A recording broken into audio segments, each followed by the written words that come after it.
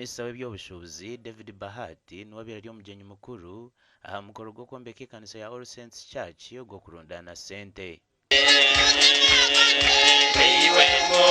Ogu ashoborire ngu abana kurwa mu mashomero kweyongire bitakyegyekerire amashomero agari kushaba abazire bishare batari kubasa okushomera busha omu primary no mu secondary kuba okushomera busha ni busha niki busha ni busha okwate kitabo mwana akwate kitabo iwo muzeire omuhe entanda akwate kitabo na ajwale aze mu klasi ahandike agaruke muka hatagira wa mukwata hanchi hamukono mwachetegereza abana batata.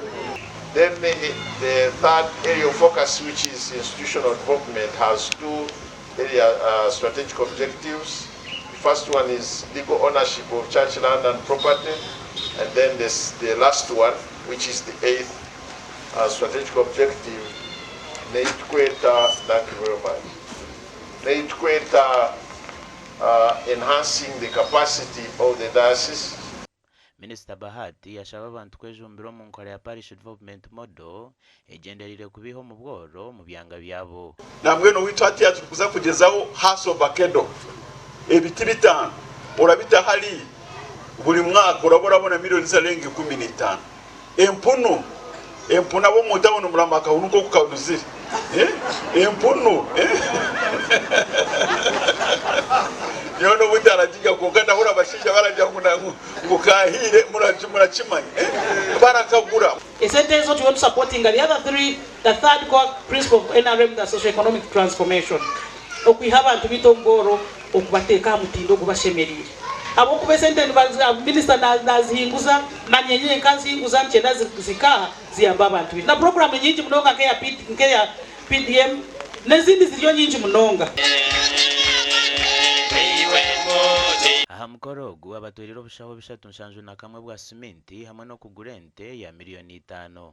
Bishaho bishatu nshanju na kamwe rero mutandike konka ndenda kwebaza bishop no kukira munonga abebembezi ba All Saints Church hanuye habwo kubeji modo yo kugira ngo mukoreho amaduka mutewe ekanisa higuru ni mode bonire munonga ekanisa kureba ngo eraza kube yine ntasa ekanisa yine ntasa habwo kaba bakade kubarabuliraga baheza